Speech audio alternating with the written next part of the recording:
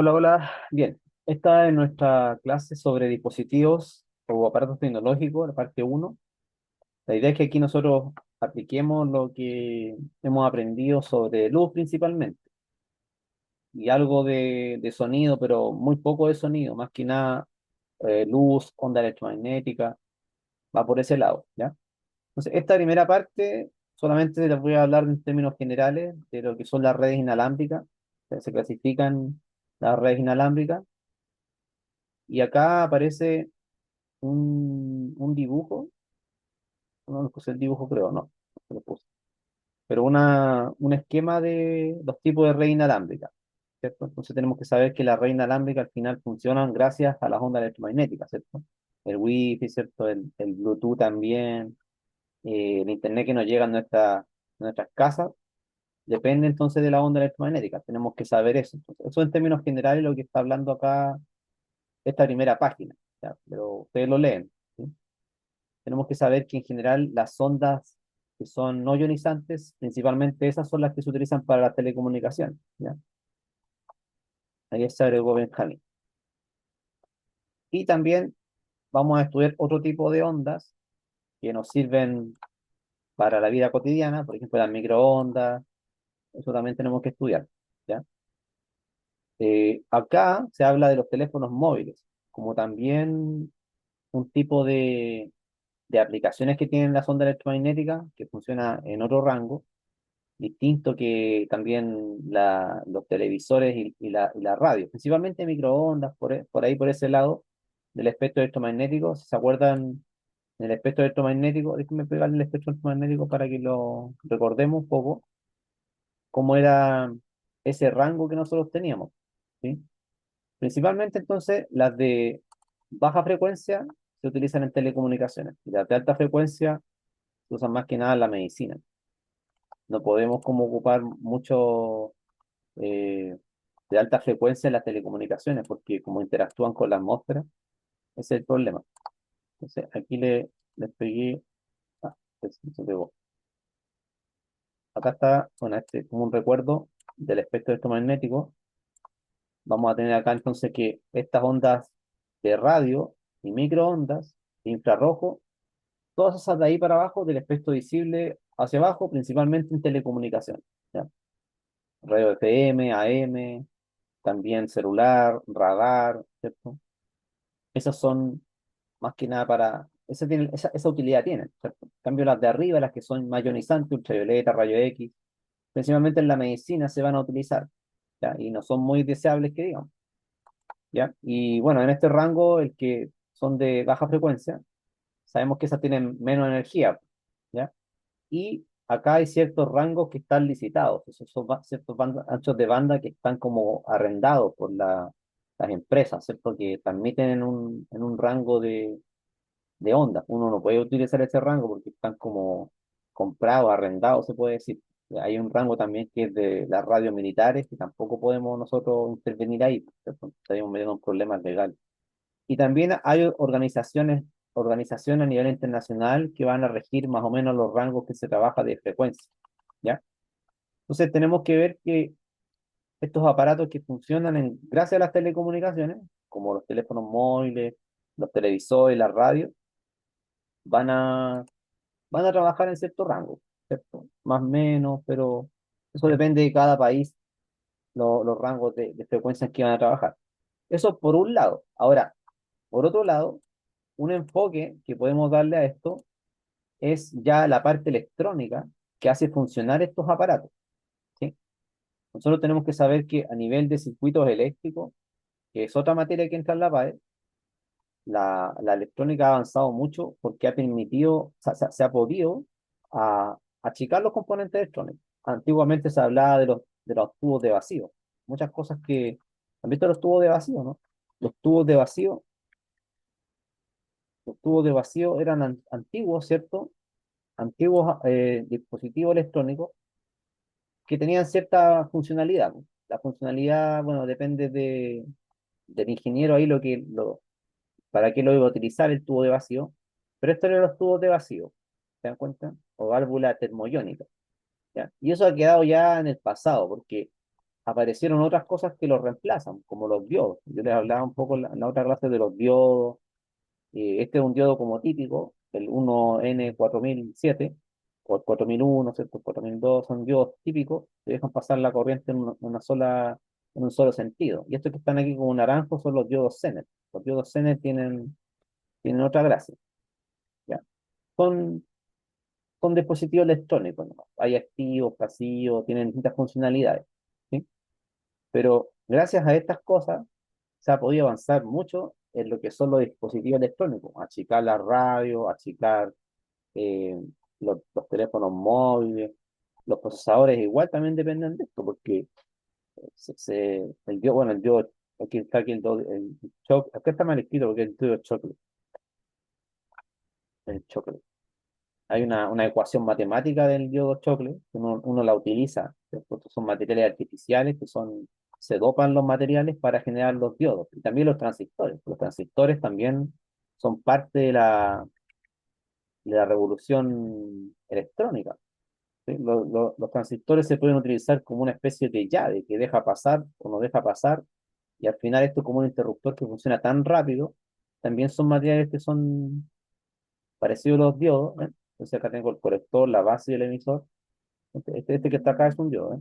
Entonces, la gracia que tienen estos es que funcionan como interruptores. Entonces, cuando uno quiere generar ondas de tipo electromagnéticas que tengan cierta frecuencia, uno utiliza generalmente transistores. Hay varios tipos de transistores, pero cuando uno ve algún circuito como un circuito o filtro, por ejemplo, los transistores son súper importantes para eso, ¿ya?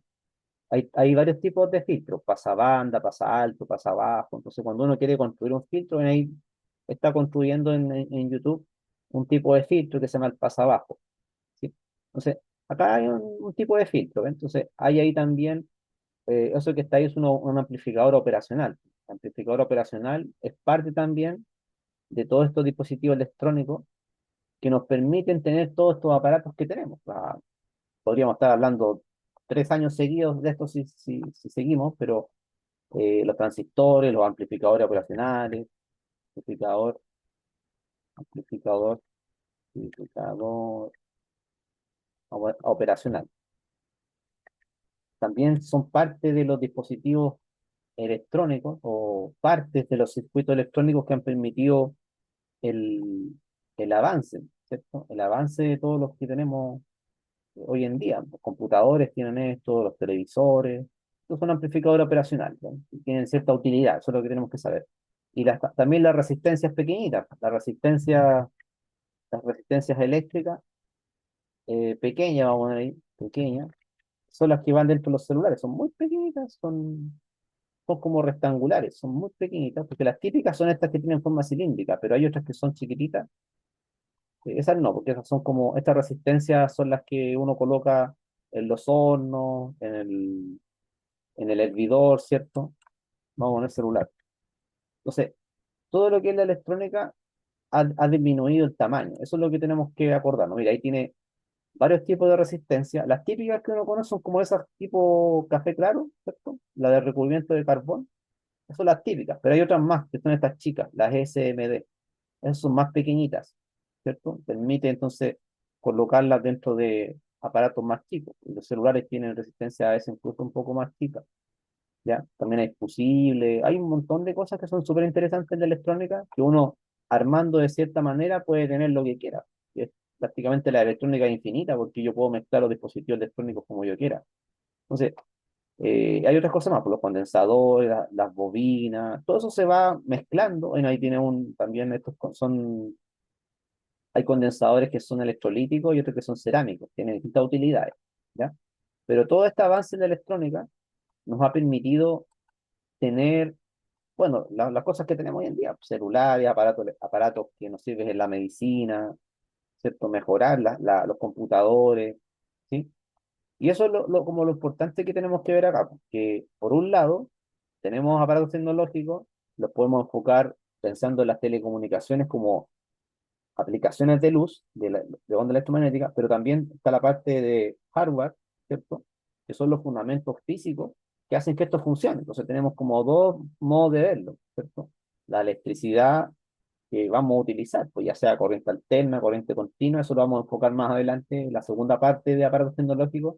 Podemos ver el consumo, ley de Ohm. O sea, esto se puede enfocar desde varios puntos de vista, por si acaso. Ya estamos viendo acá como la utilidad, cómo se aplica a la luz nomás acá, el efecto electromagnético, pero es muy amplio hablar de televisores, de teléfonos móviles, cómo ha evolucionado. Yo soy testigo de toda la evolución que tienen los teléfonos móviles, pues yo trabajé cerca de 6 años en la venta de celulares. También había reparaciones ahí, vi cómo iban evolucionando hasta converger a lo que tenemos hoy en día, que son casi todos muy parecidos, ¿cierto? Las pantallas que tenemos hoy en día en los teléfonos móviles son casi iguales. Son un tipo de material nuevo que se diseñó, a diferencia de las antiguas que eran monocromáticas, como este Nokia, los resistentes, ¿cierto? Fue parecido a las a colores, que eran también con una cantidad de color limitado, pero todo eso gracias al avance de la física aplicada, ¿ya? Ahora, aquí en radio hay una cuestión importante, que la radio va a trabajar con estos dos tipos de señales que son la modulación AM y la modulación FM. Entonces, cuando uno tiene señales que son de tipo AM, se modifica la amplitud de la onda. En cambio, cuando es FM, se modifica la frecuencia. Dice acá, otro artefacto tecnológico que ha evolucionado en sus funciones es la radio. Inicialmente solo podía captar señales locales que se transmitían por la atmósfera, pero diferenciándose entre AM, amplitud modulada, y FM, frecuencia modulada. Hoy en día las redes inalámbricas han llevado a este dispositivo casi a reemplazar, ¿cierto? Reemplazarlo por otros aparatos más avanzados, ¿cierto? Pero igual todavía se usa la radio porque también tenemos radio a través del celular, ¿cierto? Entonces, las emisoras de radio emiten por radio, valga la redundancia, pero también emiten por señal de internet, ¿cierto? Emiten por los dos lados. Yo otra vez instalé una aplicación que tenía como 1000 radios de todo el mundo y era muy, muy buena. Así que ahora podemos escuchar radio por el celular, ¿cierto? Pero lo importante acá es que toda esta disminución de tamaño que nosotros vamos viendo en los celulares, en los televisores, en, en la radio, es gracias a que con toda esta carrera por mandar al hombre a la luna, se trató de disminuir el tamaño de los aparatos electrónicos. Entonces apareció la microelectrónica, hasta llegar los procesadores que tenemos tan potentes, también las tarjetas de video, que fue gracias a tratar de minimizar el tamaño. Y llegar ahora estamos en un límite físico ya, porque ya como que no podemos meter más cosas en un centímetro, un milímetro cuadrado, cúbico, no sé, ya llegamos al límite de lo físico. Hay una ley que se conoce como la ley de Moore, y ya estamos llegando al límite de la ley de Moore. Ya mira, acá otra de las cosas importantes que están en la PAES es el radar. El radar con el sonar son muy parecidos, solo que el radar funciona con ondas electromagnéticas. Dice acá, el radar, acrónimo de Radio Detection and Ranging, es un sistema compuesto por un transmisor y un receptor de radio que operan de forma sincronizada. Emite entonces ondas electromagnéticas y analiza las ondas reflejadas para detectar y localizar objetos como aeronaves, barcos, así como para evaluar características de superficie como terrenos lunares o planetarios. Entonces, lo que hace el radar es enviar una onda electromagnética, viaja casi a la velocidad de la luz en el vacío, depende del material, pero principalmente en el aire, impacta el objeto como un avión, se devuelve la onda, ¿cierto? Y luego, ¿qué es lo que hace? Calcula el tiempo. Y como tengo yo la velocidad, tengo tiempo, tengo rapidez, ¿cierto? Por lo tanto, puedo calcular la distancia. Entonces, acá en este monitor me van a aparecer las distancias o me van a aparecer, qué sé yo, las coordenadas. Hay que ver este monitor, no sé si se alcanza a ver acá el monitor, pero acá hay una parte aquí donde aparecen las coordenadas de los distintos objetos. Yo me muevo con el cursor acá, tiene este monitor, tiene un cursor que yo lo puedo mover. Aquí no lo puse entero porque no me cabía, pero tiene un cursor. Entonces, cuando uno se mueve en el cursor, le va dando las coordenadas. Y esas coordenadas me puede, de alguna forma, indicar distancia. ¿Ya? Bueno, hay distintos tipos de radar. Ahí yo les puse un tipo de radar, pero tiene muchas cosas. Acá creo que lo tengo completo. A ver, déjenme ver si lo pongo más grande. Acá está, en este es la imagen original.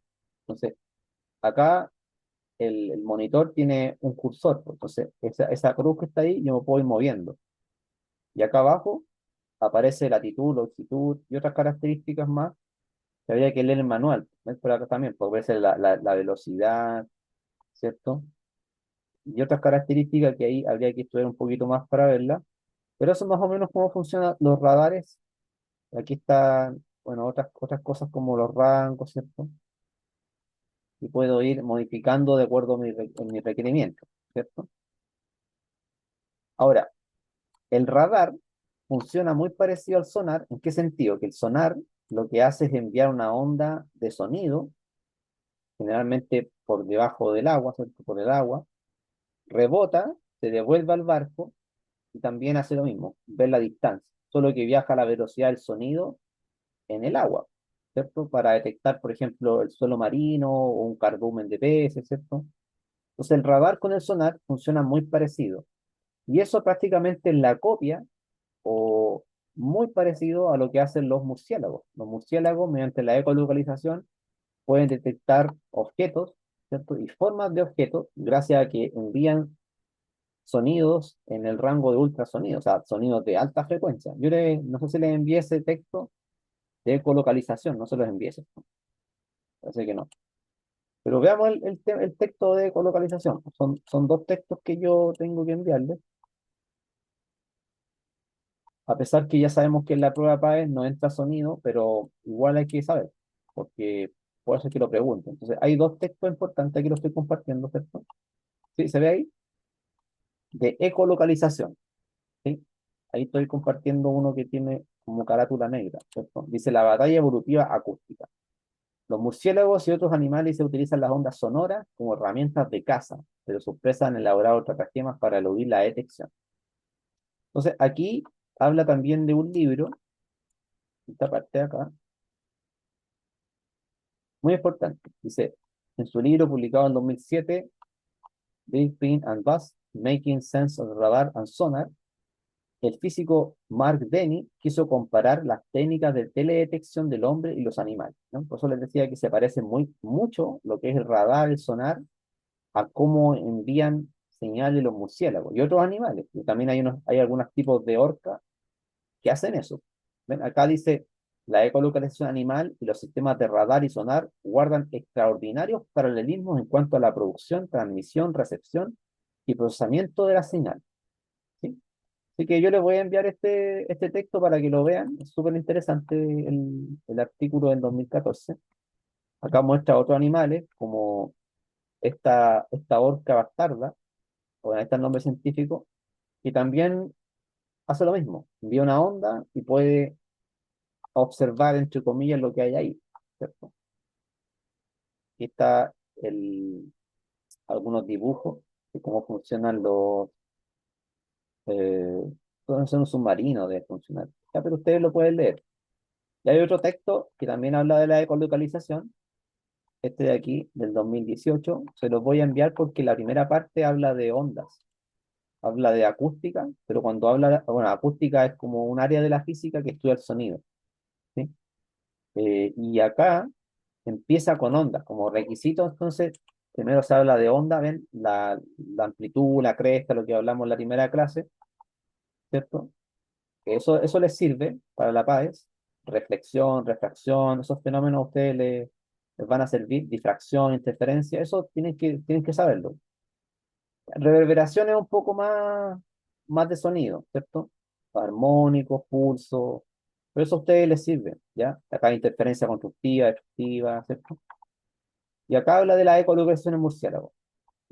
Eso lo pueden leer, tiene muchas citas, está muy bien hecho de artículo, en del murciélago, este ya es más complicado, sí, pero eh, para que lo vean que existen estos temas de manera serio, se investigan de manera serio, muy seria este artículo, me gustó bastante. Y se lo voy a enviar para que lean el parangón entre la ecolocalización, cómo funciona el radar y cómo funciona el sonar, ¿ya? Porque lo pueden preguntar.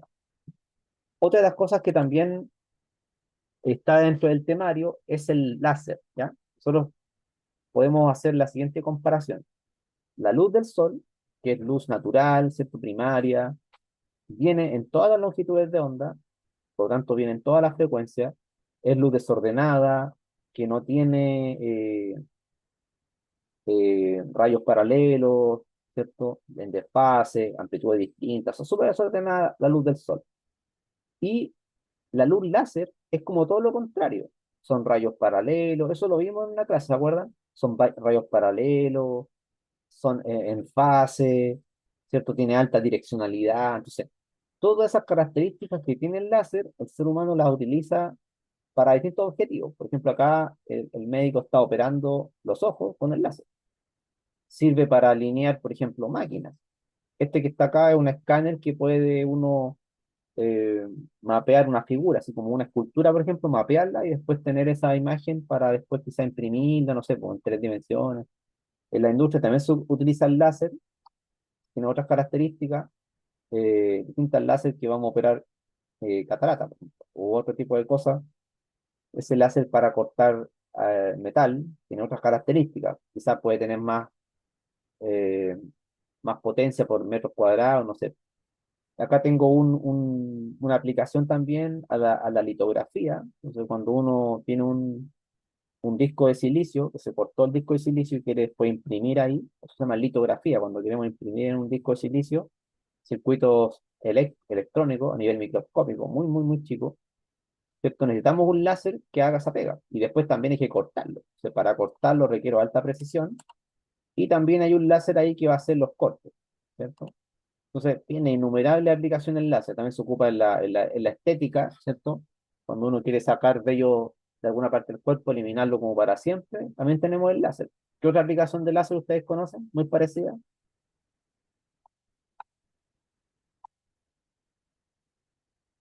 Porque está en la industria el láser. Por ejemplo, yo vi un abuso del láser que los tipos hacían diseño en la ropa con el láser.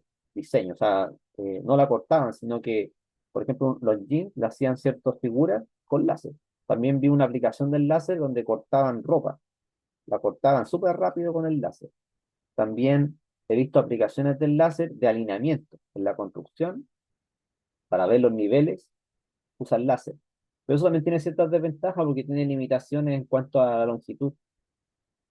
También lo vi una aplicación del láser, había otra que justo se la iba a decir, pero se me fue. Ah, que era las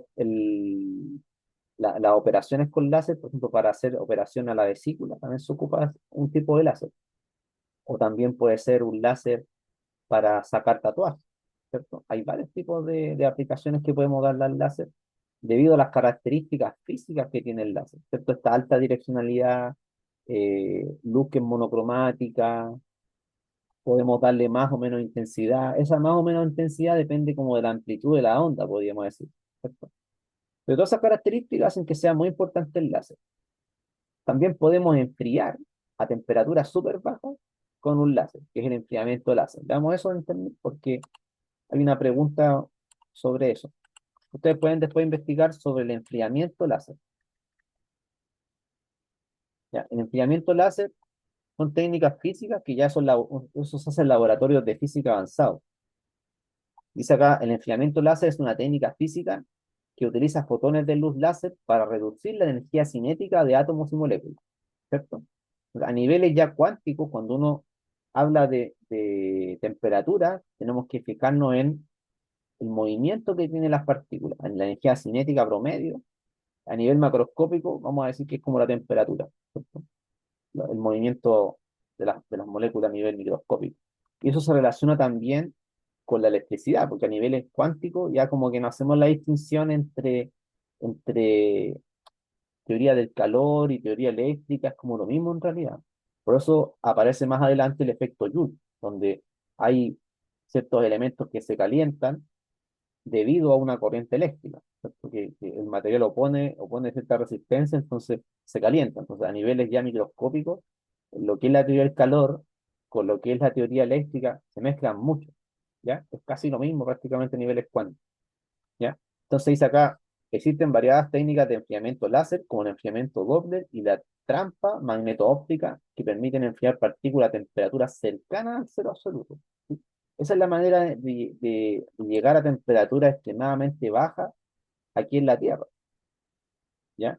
Entonces, el láser en general se ocupa en la industria para hacer cierto tipo de cortes, eh, calentar cosas, pero a niveles, por ejemplo, académicos, esto como ya laboratorio universitario de física, pueden hacer estos experimentos de enfriamiento, ¿ya? Pero la utilidad mayor del láser es utilizar la direccionalidad y también la precisión que tienen para hacer cortes. Esa es la gracia. Yo puedo generar piezas de máquina de herramienta muy perfectas con láser.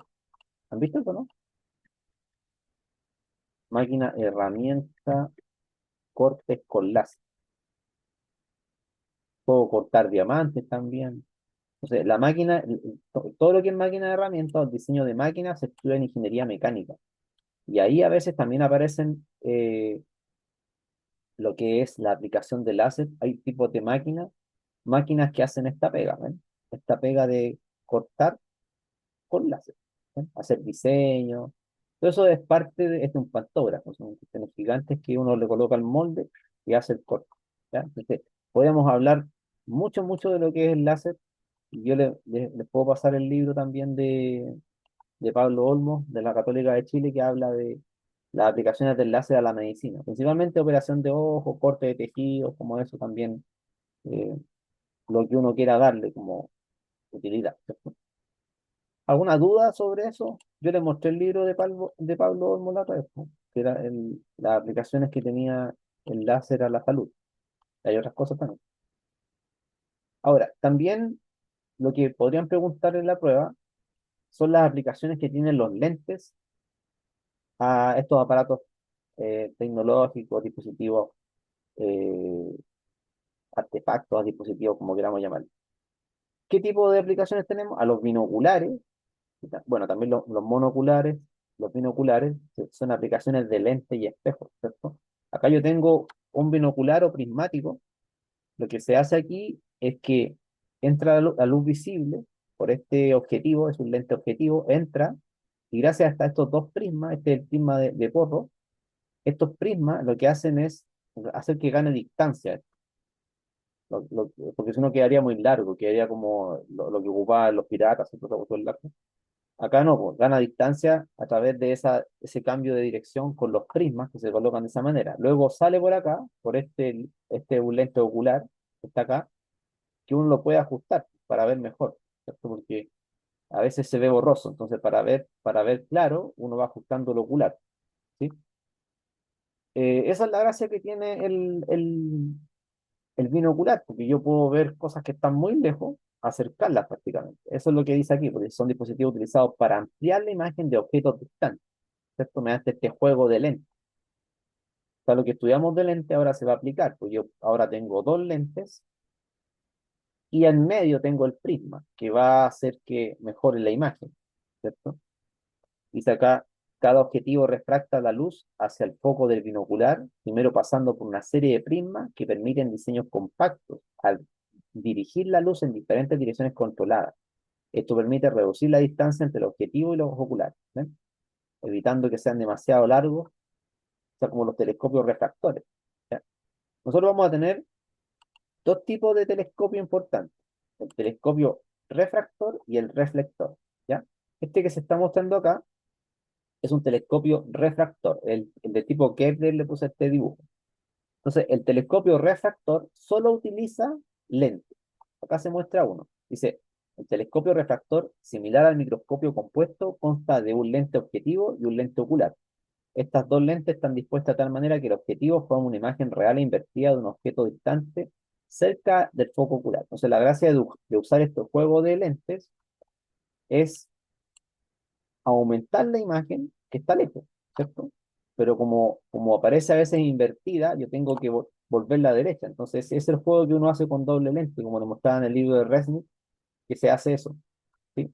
Acá aparecen algunas fórmulas matemáticas que tienen que ver con la tangente de los ángulos. Al final son proporciones nomás. Uno puede calcular la magnificación que tiene el telescopio, ¿cierto? Ver si me sirve para ver la Luna, ver Júpiter, depende como de la combinación que tengo de lentes, si logro ver objetos más cercanos o más lejanos, ¿cierto? Pero lo importante, lo que tienen que recordar del telescopio refractor es que solo utiliza lentes. El lente objetivo, que es aquí el primero que recibe la luz visible, y después el lente ocular, que está acá cerca del ojo, ¿ya? En cambio, el telescopio reflector, que es el que está acá abajo, ese utiliza espejos y lentes.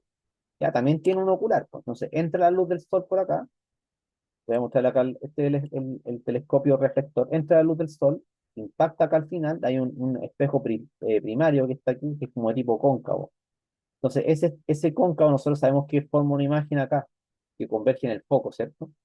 Pero antes de llegar al foco, o sea, sí, pues, al foco, antes de llegar hay otro espejo que está como en 45 grados, que es un espejo plano, así que un espejo plano M, lo puse acá, pero ese espejo que está acá redirige y al final sale por el lente ocular, pues. Entonces, este espejo, o sea, este telescopio, perdón, tiene dos espejos y un lente ocular. Entonces, ¿qué tienen en común estos dos telescopios? Solamente el ocular. El anterior no usa el refractor, no usa espejos, solamente lente, ¿ya? ¿Por qué se llama refractor? Porque cuando la luz entra del aire al lente, hay una refracción. Pues sale del primer lente, refracción de nuevo, entra al segundo lente, entonces ahí hay refracciones cuando cambia de medio, ¿ya? Y este es reflector porque hay dos reflexiones y después al final hay una refracción también. Aquí también hay refracción con el ocular, pero hay dos reflexiones sucesivas, ¿ya? Eso. Y lo que tienen en común, tanto el telescopio reflector, el refractor y el binocular, es que funcionan con luz visible, ¿ya? Que es lo que nosotros vemos, captamos con nuestros ojos. Pero aparecen los radiotelescopios. Esto es lo último que ha aparecido. Y esto lo tenemos en Chile, pues este es el telescopio, o sea, los radiotelescopios ALMA, ¿sí? La gracia está en que estos radiotelescopios nos permiten observar en otro rango de frecuencia, principalmente en ondas que son milimétricas o submilimétricas, que no vemos, ¿cierto? Están debajo, ¿cierto? Están tirados para el microondas, por ahí. Esa es la gracia que tienen estos radiotelescopios y se colocan varios, porque es como, nosotros igual funcionamos así, tenemos dos ojos que al final nuestros dos ojos forman una sola imagen. Esto es como lo mismo, como que tiene hartos ojos y después con un software se juntan estas imágenes. Incluso puede ser que varios telescopios o radiotelescopios en el mundo capten imagen de un mismo lugar y se junten. Así se sacó la primera foto al agujero negro, pues, una foto entre comillas, al M87 y al agujero negro que tenemos nosotros en el centro de la galaxia, se sacó foto de esa manera. ¿Han visto eso, no? La foto del agujero negro,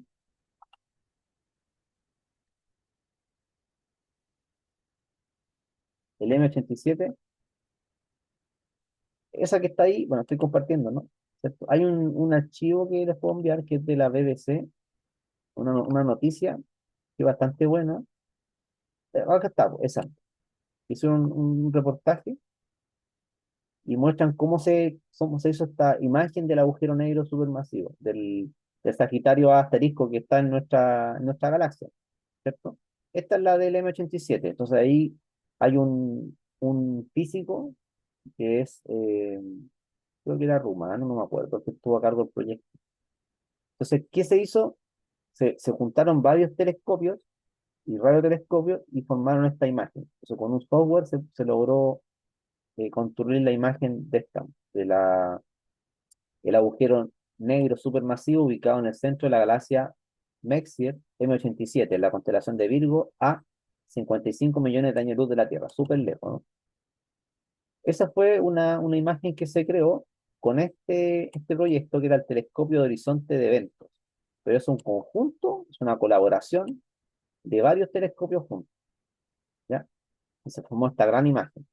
Y la misma gracia tiene la imagen que se formó, o sea, que se pudo sacar del centro de nuestra galaxia, del Sagitario A asterisco. ¿Has visto eso? Eso también se hizo hace poco, debe ser como en el 2022. Así. Esa es la Sagitario A asterisco, no sé cómo se dice, pero así aparece. Esta es la que tenemos nosotros en nuestra galaxia, al medio, ¿cierto? Tenemos esa, ese agujero negro acá. Esa es nuestra Vía Láctea. Entonces, aquí al medio está Sagitario Asterisco. Ese agujero negro supermasivo está a una distancia de 26.000 años luz de nosotros.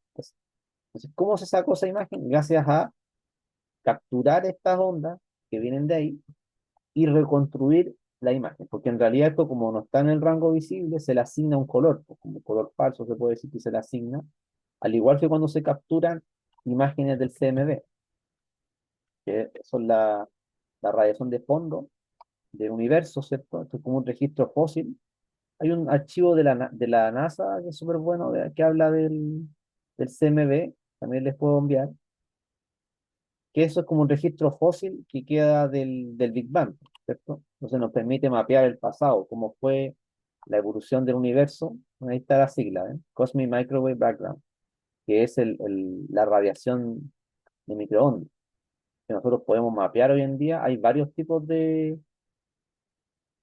mediciones, que van del WMAP, del COBE, después viene el Planck, hasta hoy en día el James Webb, pero ese funciona creo que en otro rango. Pero todo eso nos sirve para ver cómo es nuestro universo. Por ejemplo, estos colores que están acá son colores asignados, porque en realidad nosotros no vemos esto, ¿cierto? Son ondas que se escapan de nuestro rango visible. Entonces, la gracia que tienen estos radiotelescopios, como dice acá, es que los radiotelescopios permiten observar específicamente, dice, las ondas de radio en longitudes de onda milimétricas y submilimétricas, ubicados entre las ondas de infrarrojo lejano y las ondas de radio, proporcionando así una ventana única para explorar el cosmos. Esa es la gracia que tienen estos radiotelescopios, ¿ya? Que van a ampliar nuestra mirada del universo. Otro rango de onda, de longitudes de onda o de frecuencia, como quiera mirarlo, ¿ya? ¿Hay alguna pregunta hasta ahí? Eso es harto para estudiar, si yo he muerto una pincelada, ¿no? Ya, digamos acá.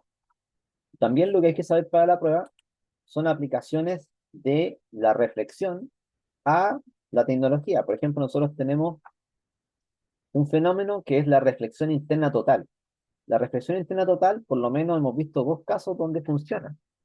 ¿Dónde hay reflexión interna total? En la gota esta del arco iris. ¿Se acuerda cuando la gota se reflejaba, cuando pasaba el rayo de luz, ¿cierto? Entraba la gotita de agua, adentro había una reflexión interna total. Y después salía ese rayo de la gota de agua.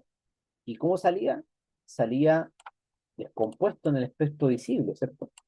Entonces, acá yo tengo, piensen ustedes que esto es una gota de agua, es una gota que está suspendida cuando llueve, ¿cierto? Que ya está gota en el aire.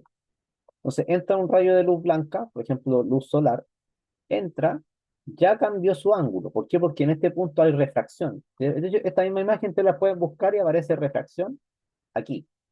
Entra, se refracta y ya se empieza como a descomponer la luz blanca, fenómeno de dispersión. Y acá adentro ocurre una reflexión interna total.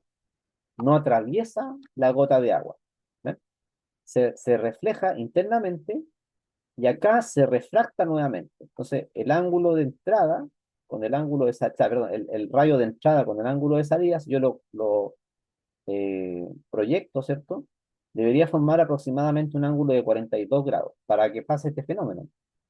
Y después cuando sale entonces esta luz blanca, sale descompuesta en el espectro visible. Ojo que acá el rojo siempre va a ser por este lado. Cuando vean ustedes, por ejemplo, la carátula del disco ese de Pink Floyd, también pues, van a fijarse que siempre va a ser ese orden, importante el orden, porque me podrían preguntar el color del rayo que queda superiormente o inferiormente, dependiendo de la longitud de onda, ¿cierto? Como esté ubicado el prisma, pero siempre va a tener un orden estos colores, ¿cierto?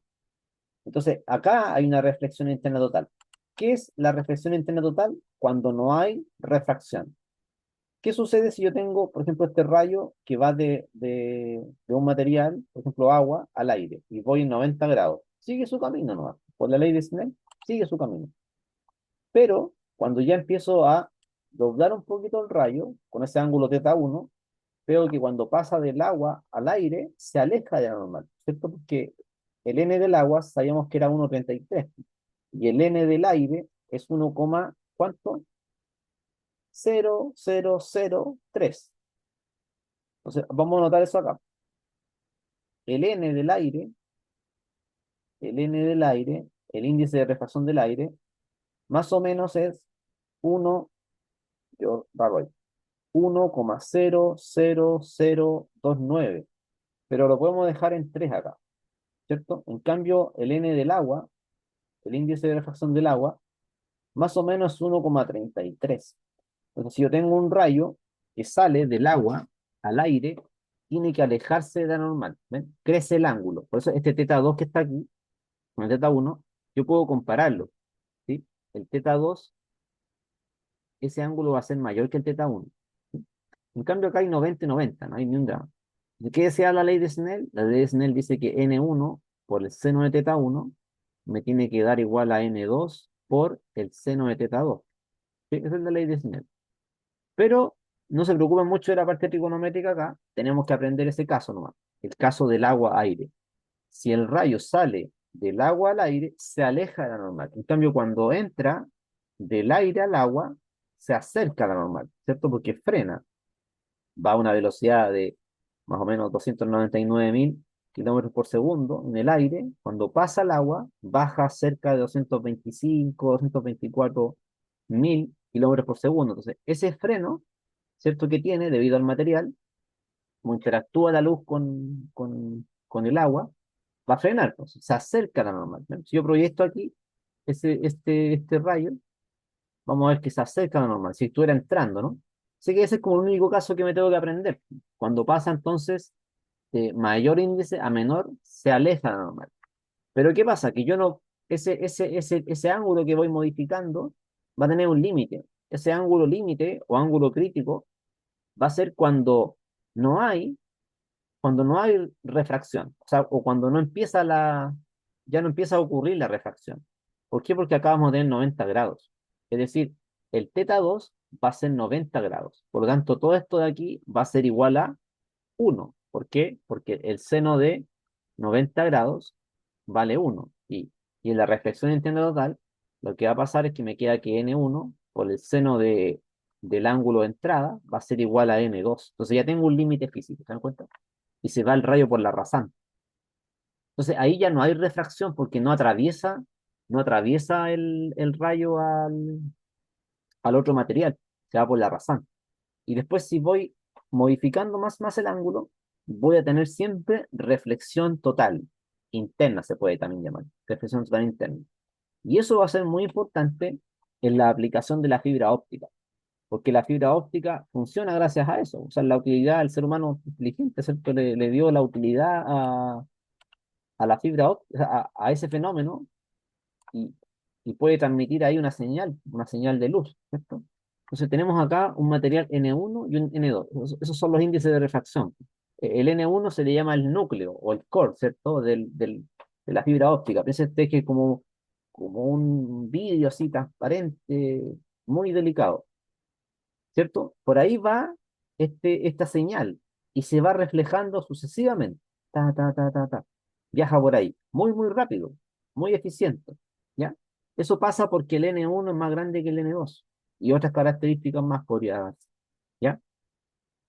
Pero acá, bueno, yo lo puse simplificado porque en realidad el cable de fibra óptica tiene otro recubrimiento, tiene como 3 4 más. Dice acá, la estructura de la fibra óptica incluye un núcleo, el core, y un revestimiento, cladding o coating. Pero puede tener otro más, como un recubrimiento exterior, que le da como la fuerza al cable, pero tiene ciertas desventajas este cable de la fibra óptica.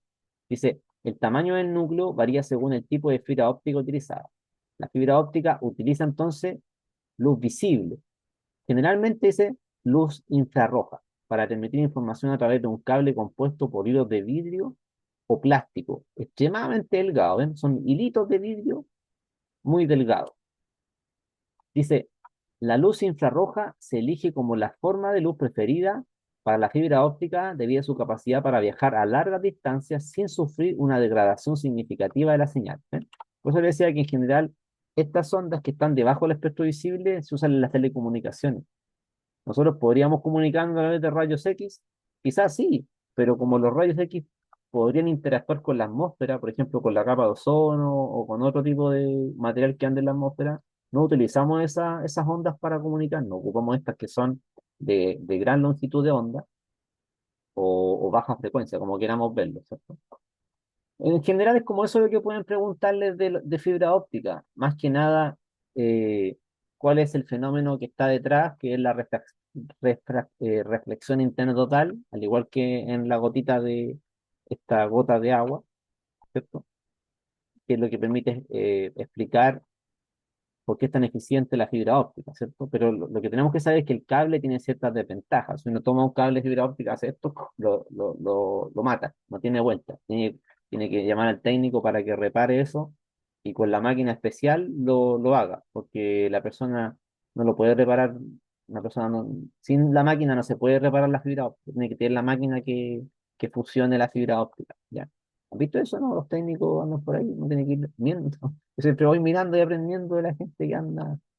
Bueno, acá miren, me da la longitud de onda. Dice, la luz utilizada en fibra óptica generalmente se encuentra en el rango de longitudes de onda, 850 nanómetros, 1310 nanómetros y 1550 nanómetros. Cada una de estas longitudes de onda tiene características y aplicaciones específicas. Por ejemplo, la luz de 850 se utiliza comúnmente en aplicaciones de fibra óptica multimodo de corta distancia, etcétera. Bueno, eso es lo que tienes que saber a grandes rasgos. Y ustedes no van a ser como especialistas a lo mejor en fibra óptica para seguir en más detalle esto, ¿cierto? Pero tienes que saber que son ondas electromagnéticas, hay reflexión interna total, como a grandes rasgos. Después, ¿qué defectos hay en el ojo que uno podría corregir con lentes? Ya pasando al tema de lentes. Primero tenemos la miopía. La miopía es un defecto de refracción, donde la imagen no se forma en la retina, sino que se forma enfrente de la retina, adelante. Acá se forma digamos, acá, aquí se forma la imagen en la persona que tiene miopía. Entonces la idea es que se forma acá, en la retina, ¿cierto? Así, hicimos un corte del ojo, la idea es que se forma acá, pero se forma adelante. Entonces, esto se entiende como delante, delante de la retina. ¿Ven? Acá está el nervio óptico, y como parte de todo esto, aquí están los bastones, ¿cierto? Los conos, todas esas cosas que ustedes saben del colegio. Entonces, ¿cómo se corrige eso? Con una lente divergente. Vamos a ver acá, con esta lente divergente. Esa lente que está acá, que es bicóncava, es una lente divergente, me permite mover esta imagen para allá. Entonces, ¿qué pasa con la persona que tiene miopía? Ve mal de lejos, ¿cierto? Ve mal de lejos.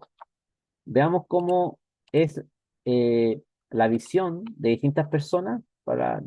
Les voy a dejar igual esa imagen ahí porque es importante a nivel de cultura general saber cómo ve una persona con miopía. ¿Ven? Aquí tengo una persona que tiene vista normal, acá está, tanto ve de lejos como de cerca ve bien. Miopía ve mal de lejos. Hipermetropía ve mal de cerca. O sea, ve lejos bien, pero de cerca ve mal. Hipermetropía. La persona con astigmatismo ve un borroso, ¿cierto? Se ven algunas rayas cuando uno mira la luz de los postes de luz, ¿cierto? Ve como unas rayas extrañas. Hay un problema con el ángulo ahí de formación de la imagen. La catarata, si ustedes se imaginan por qué se llama catarata, como las cataratas del Niágara, por qué tiene ese nombre, porque catarata tiene que ver con caer, ¿no? ¿Cierto? Cuando cae, ¿cierto? La catarata es como eso, como que tengo algo que cae enfrente mío, ¿cierto? La catarata tiene como una especie de nylon que uno ve, se ve mal, ¿cierto? Se pone como entre cristalino, una especie de eh, una capa, ¿cierto? Que no se ve. Y el glaucoma tiene que ver con un daño en el nervio óptico eh, debido a la presión del ojo. ¿Han visto cuánto es la presión máxima que tiene que tener el ojo? La presión del ojo no puede superar los 2 milímetros de mercurio. Entonces, cuando la presión del ojo supera más o menos eso, se daña el nervio óptico. Veamos acá la presión del ojo. ¿Ya? La presión del ojo entonces tiene que estar más o menos entre 12 y 22 presión del ojo. Tiene que estar entre 12 y 22 milímetros de mercurio, más o menos. No puede pasarse de eso, porque cuando se pasa de ese nivel, se daña el nervio óptico. ¿Ya? La tensión o presión ocular tiene que estar entonces en ese rango. Vamos a poner aquí rango. y está en milímetros de mercurio medida la presión, ¿ven? Entre 12 y 22 milímetros de mercurio. Y después que dice acá, dice, aunque esta cifra puede variar, ¿cierto?, de una persona a otra, a partir de los 22 milímetros de mercurio es cuando se corre el riesgo de padecer glaucoma. ¿Por qué? Porque esta presión del ojo lo que hace es dañar el nervio óptico y ahí no hay vuelta. ¿Eh? Aumenta la presión, no hay vuelta. Aquí están los rangos, ¿ven? Se mide en milímetros de mercurio entre 10, 21, por ahí, que no pase los 22. Entonces, ¿cómo uno sabe eso?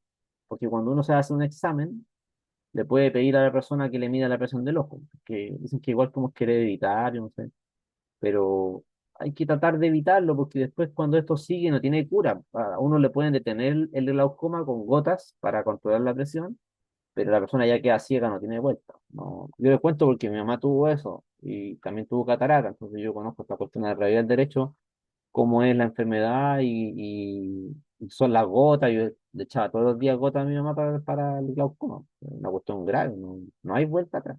Ya ciega la persona. ¿Ya? Entonces, la catarata y el glaucoma, al parecer, no se pueden corregir mucho con lentes. Como que uno puede colocar lentes para paliar algo, pero no. Es poco lo que uno puede paliar de defecto del ojo con lentes si tiene catarata o glaucoma. ¿Ya? Hay que entrar a picar, hay que operar. Pero para la catarata, pero glaucoma no tiene vuelta al parecer. ¿Ya?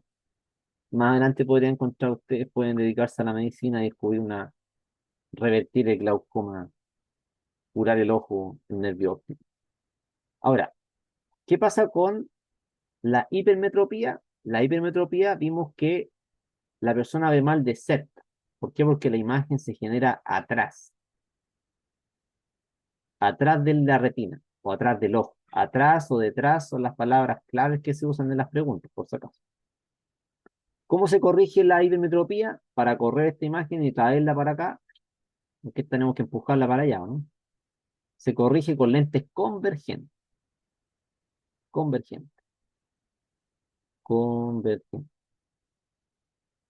no convexo, porque, o sea, se le puede decir convexo también, es convergente o convexo, pero convexo se usa más que nada para espejos. Pero igual este es un lente convergente o convexo. Este es divergente o cóncavo. Divergente o cóncavo, ¿cierto? Puede ser los dos nombres, es que igual en la PAE a veces son pesados con los nombres. Y en el astigmatismo, ¿qué problema tenemos? Problema con el ángulo, se forma como chueca la imagen. Entonces tenemos que corregirlo con un lente que sea cóncavo o convexo. ¿Sí? Cóncavo, convexo. Es asimétrico, se dan cuenta que es asimétrico porque yo para corregir ese ángulo, esa asimetría, yo la corrijo con la simetría opuesta, ¿cierto? Entonces es asimétrico. ¿Ya? Entonces, hay una asimetría, pero asimétrico. Entonces, dice acá, hipermetropía puede ver objetos lejanos pero no cercanos porque la imagen se forma detrás de la retina. Se corrige con lentes convergentes. El astigmatismo dice que es un tipo de error de refracción común. O sea, los tres son errores de refracción. Es un trastorno en que el ojo no enfoca la luz de forma pareja sobre la retina. La imagen se forma tanto delante como atrás de la retina, por lo que se forma una imagen borrosa.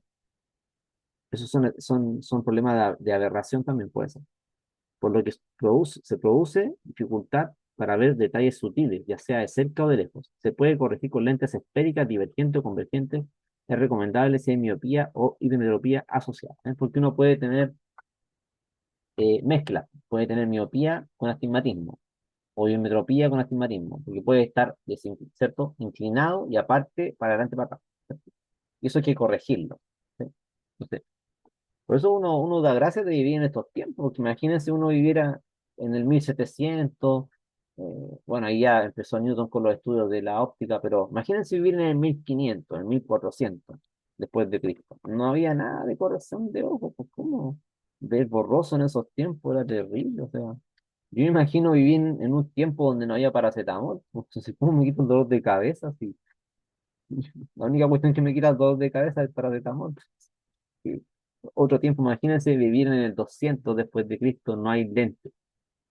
A lo mejor hay algo raro, pero todo esto, es bueno que se esté en estos tiempos. Tenemos mucha facilidad hoy en día. Ya, el ecógrafo entonces también es la copia del fenómeno este que utilizan los murciélagos, de la ecolocalización.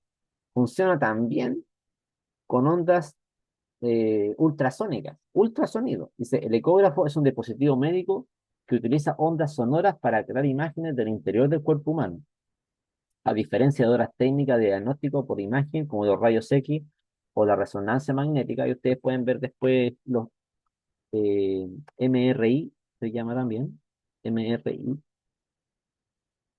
es la resonancia magnética, tomografía, todo eso. El ecógrafo no emplea radiación ionizante, lo que lo convierte en un método seguro y no invasivo. Entonces ustedes les pueden preguntar, ¿para qué se ocupa el ecógrafo? ¿Cierto? Le ponen como posibilidades, ¿cierto? Yo acá la guía le hice con 30 preguntas, así que hay que responder. Dice, el principio de funcionamiento del ecógrafo es directo pero efectivo. Las ondas sonoras emitidas por el dispositivo son reflejadas de manera diferente por los diferentes tipos de tejido del cuerpo. ¿Por qué pasa eso? Porque el sonido, al viajar por distintos tejidos, tiene distintas rapideces, ¿cierto? Depende de la densidad del tejido. Principalmente va a estar por ahí por el rango de los 1400, 1500. En general no es bajo, no va a ser debajo de los 1400, ¿cierto? Metros por segundo, por si acaso, porque estamos hablando de sonido. Yo le voy a pegar una tabla, una tablita de esos valores para que conozcan el orden de magnitud de la rapidez del sonido en el cuerpo humano. ¿Ven? Acá tengo los rangos de sonido. En el aire el sonido, depende de la temperatura igual, viaja más o menos a 330 metros sobre segundo, puede ser hasta 340. Eso depende de la temperatura ambiental. Después del cuerpo humano ya, grasa, tejido, va del orden de 1400, 1500, y después en el hueso craneal, 4000 metros sobre segundo, por la densidad que tiene el hueso, ¿cierto? Y también si uno tiene algún cálculo, por ejemplo, en la vesícula, los riñones, ahí también viaja más rápido el sonido. Entonces, cuando hay algo extraño en el cuerpo humano, como no sé, por alguna cuestión, un tumor que sea bien denso o un cálculo, esto lo detecta, ¿ves? Estos ecos son captados por el ecógrafo y convertidos en imágenes en tiempo real. Esto permite a los médicos visualizar la estructura y el funcionamiento de órganos y tejidos internos sin la necesidad de intervenciones invasivas, ¿ya? Pero cuando requiere más detalle, igual a uno lo mandan a hacer otro examen con un escáner, no sé, pues el escáner es más detallado, ¿cierto? Pero funciona de otra manera. Entonces son aparatos que trabajan de forma complementaria. Entonces, en el caso de los hombres, por ejemplo, cuando uno va al urólogo, entonces el urólogo le echa gel a esta cosita y va mostrando la imagen de los testículos en el hombre. Entonces después si tienes esto, tienes todo otro. En el caso de las mujeres cuando van a ver, ¿cierto? Eh, Están embarazadas, ¿cierto? Ven el feto, cómo va creciendo, se hace también con el ecógrafo, ¿cierto? Y otras cosas también podría hacer con el ecógrafo, depende de la utilidad que le quiera dar el médico, ¿no es cierto?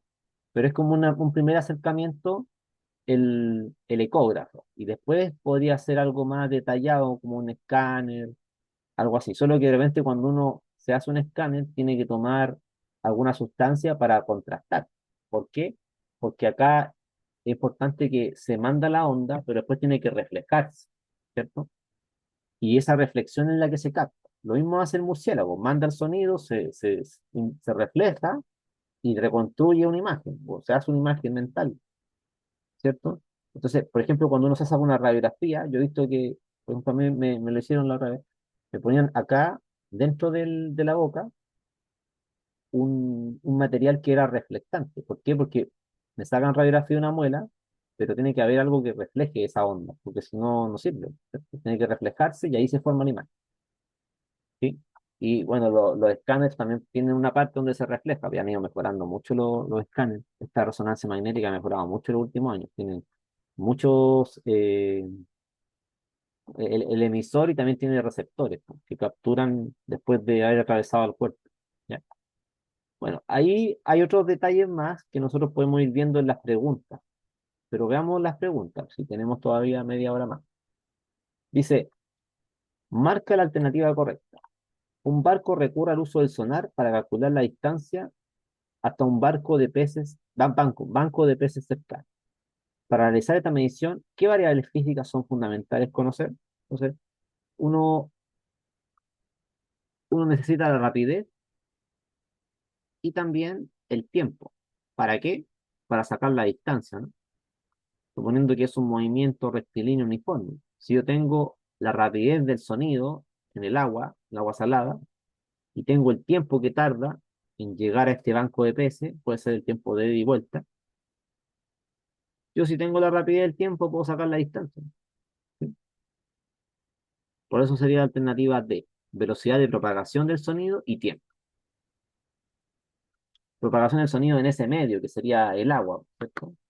Estamos hablando de un sonar, va a enviar el sonido por el agua salada, ¿cierto?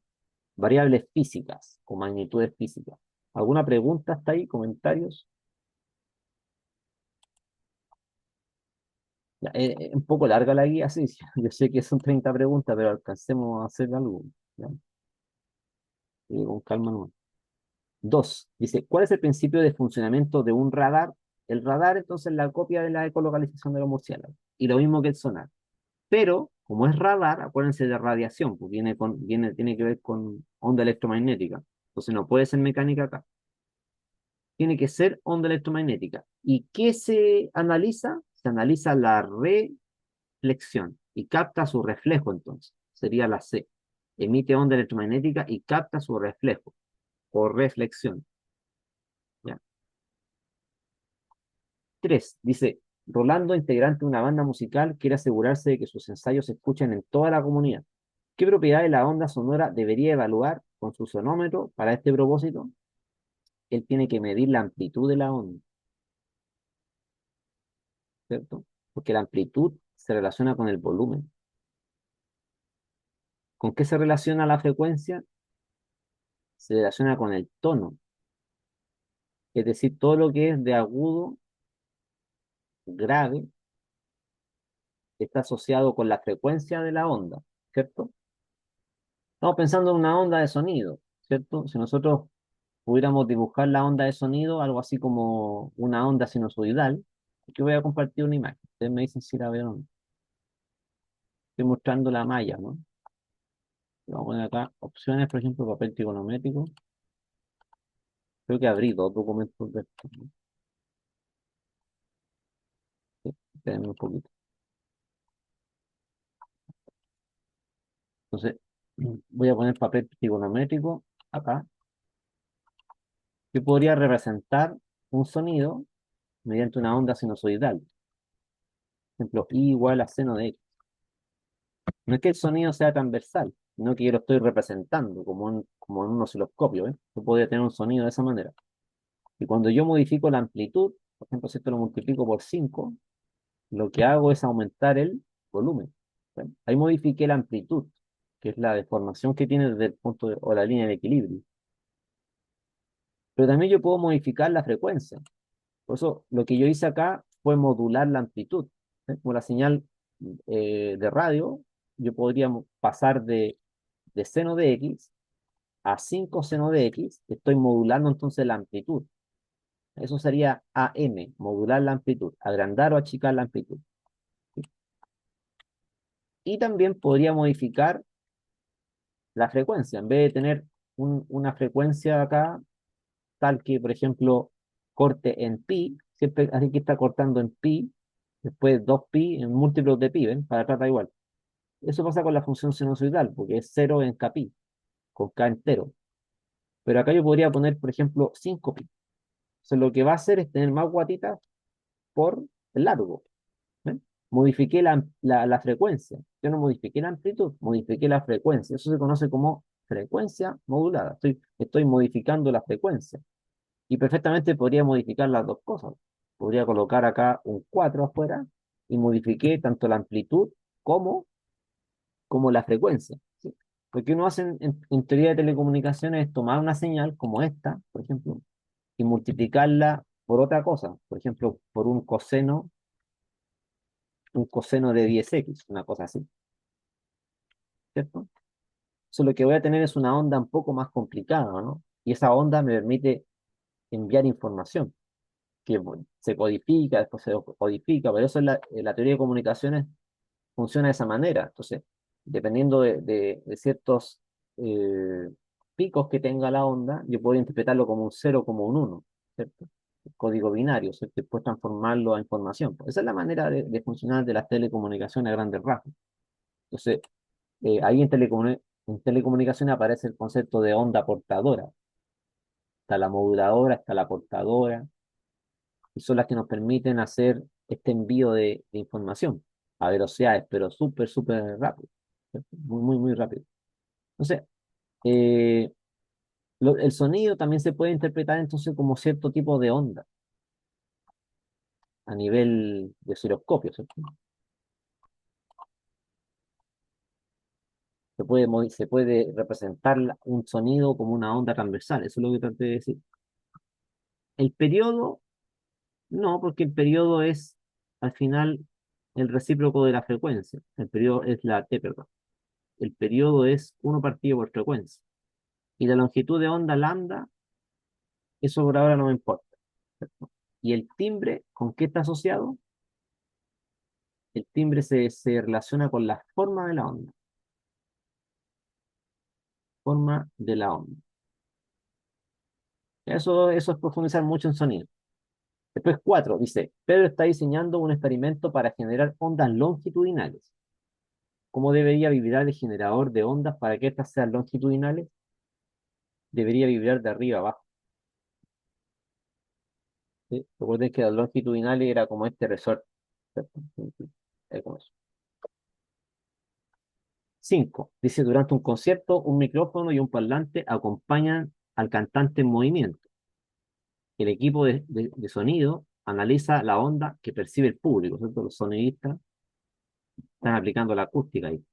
¿Qué pregunta investigativa sería relevante para el estudio? A nosotros nos interesa la frecuencia que percibe el público, ¿cierto? Eso nos interesa. O sea, en las cuatro alternativas es frecuencia, pero a nosotros nos interesa la frecuencia que percibe el público, ¿cierto? Después la 6 dice, en un procedimiento de ultrasonido médico, el ecógrafo utiliza el principio de la reflexión de ondas para detectar anomalías. ¿Qué magnitudes físicas intervienen en este procedimiento? La misma idea del sonar, velocidad de propagación y tiempo, ¿ya? La otra no, para otras cosas podrían servir. 7. ¿Cuál de las siguientes afirmaciones describe correctamente el funcionamiento del teléfono? ¿El teléfono convierte sonido en señales acústicas?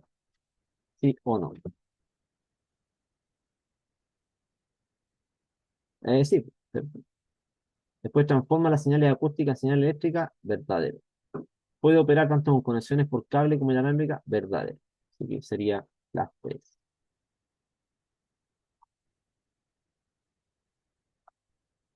Cuando habla de señales acústicas, significa que son señales electromagnéticas acústicas. O sea, acá es como especificar un poco que son señales electromagnéticas.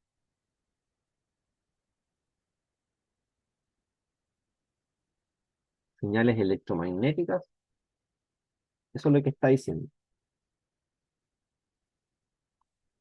Dice, ¿cuál de las siguientes afirmaciones es incorrecta respecto al funcionamiento de una radio? Eh, Parece que había que corregir esta, ¿eh?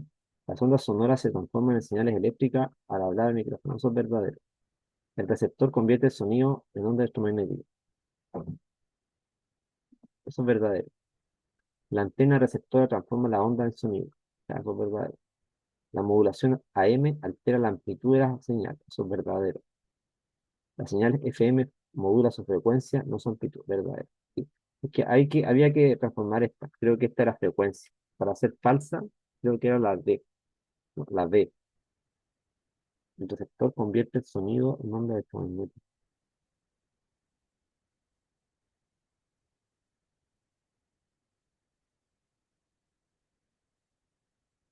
Ah, no, es la B. Sí, porque dice, el receptor convierte el sonido en onda electromagnética. Esa es falsa, porque el receptor es al revés, convierte la onda electromagnética en sonido. Es así. Sí, esa es la mala. Después la 9 dice, ¿qué dispositivos tecnológicos utilizan ondas de radio en su funcionamiento? Solamente la televisión y la radio. El foco incandescente no. Sería uno y 2. Alternativa B. 9B. 9B. ¿Alguna pregunta hasta ahí o no? Si vos muy rápido me dicen no. No, profe. Ya. Después tengo la 10. Dice, ¿qué aparatos tecnológicos emplean tanto ondas electromagnéticas como ondas sonoras para su funcionamiento? Tiene que emplear las dos. Entonces sería solo el televisor. Solo el televisor. ¿Qué tipo de onda utiliza el receptor GPS para determinar la posición geográfica? Son señales electromagnéticas. 12. ¿Qué tienen en común los telescopios refractores y los reflectores? Solamente el lente ocular. 12D. Después dice, ¿cuál de las siguientes afirmaciones es correcta sobre los telescopios refractores? Refractores. Y los refractores sabemos que solo utilizaban lentes. Está lo mismo que dije antes, pero eh, yo les digo toda la respuesta. ¿Cuál afirmación es aceptada en relación con los telescopios reflectores? Esto ocupan los dos, ¿por cierto? Combinan espejo y lente, sería la C. Ah, no, porque aquí hay un error. Porque dice, ¿utilizan solo espejo? No, esa es mala, está mala esa está mala. Es es la C. Hay que arreglar esa alternativa, que tenía la alternativa A, pero es la C en realidad. Ya para que la corrijan ahí en las claves que le envié, es la C. Combinan espejos y lentes. La había marcado mal. Dice, un niño experimenta con una lupa y observa que concentra la luz del sol hasta quemar objetos. Luego se pregunta sobre el peligro de mirar directamente al sol con un telescopio. ¿Cuál afirmación es la más adecuada? O sea, nunca debemos mirar el sol con un telescopio. Esa es la más adecuada. A menos que sea usando un filtro, ¿cierto? Un filtro de lente o de cámara. ¿Han visto esos filtros para mirar eclipses? Pero se supone que acá no hay que mirar directamente con un telescopio, ¿cierto? Por los tipos de lente que tiene. 16. Dice, ¿en qué se diferencian principalmente los telescopios ópticos tradicionales de los radiotelescopios? Sabemos que los radiotelescopios van eh, a ver, acá está. Los telescopios ópticos captan luz visible, los radiotelescopios ondas de radio, ¿cierto? Eso es como lo que me permite. 16B. Está bien, ¿cierto? Telescopios ópticos, hablando de los telescopios tradicionales, ¿cierto? De los que son refractores o reflectores, incluso los binoculares también. En cambio, los radiotelescopios principalmente ondas de radio. También puede ser microondas también. Dice, hoy en día la radioastronomía prefiere el uso de muchas antenas en vez de una sola grande. ¿Por qué? Es solamente porque permite una mejor captación de señales como si fuera una sola antena. 17B. Esto como las moscas que tienen muchos ojos, entonces todas esas imágenes de cada ojo hacen que se forme una única imagen. Como nosotros, ¿no es cierto? Al tener dos ojos podemos ver bien en tres dimensiones. ¿Cuál de las siguientes no es una ventaja? No es una ventaja del uso de fibra óptica. El problema que tiene la fibra óptica es que es muy delicado el cable, ¿cierto? Entonces, no es una ventaja la alta resistencia del cable, ¿cierto? 18E. Esa no es una ventaja.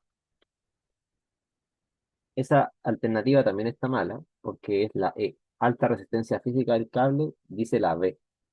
No sé si copié mal, pero es la E por si acaso. Alta resistencia física del cable, esa no es una ventaja. ¿Cuál es la función principal del GPS? ¿Qué hacemos con los GPS? Vemos el tema de la ubicación, ¿no? 19C, la ubicación geográfica. Ya vamos a terminar, ya si estamos listos. ¿Qué ventajas se asocia con la fibra óptica? Acá se está hablando de una ventaja.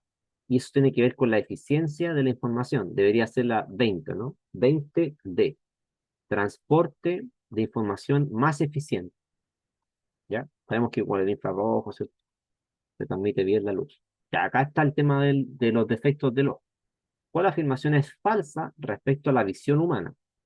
Miopía, ver de cerca, no de lejos. Hay que ir poniendo verdadero si es falso, ¿cierto?